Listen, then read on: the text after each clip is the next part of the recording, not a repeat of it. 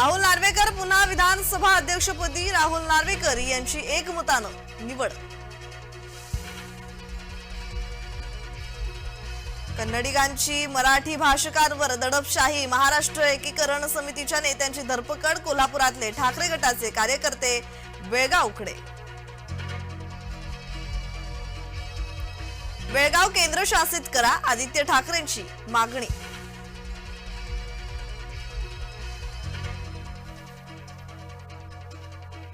दोन खासदारांनी घातले मोदी अदानींचे मुखवटे, राहुल गांधींनी मुखवटे घातलेल्यांची घेतली मुलाखत। विधिमंडळ कामकाज सल्लागार समितीची बैठक, नागपुरात होणाऱ्या हिवाळी अधिवेशनावर चर्चा। 16 डिसेंबर ते 21 डिसेंबर पर्यंत हिवाळी अधिवेशन।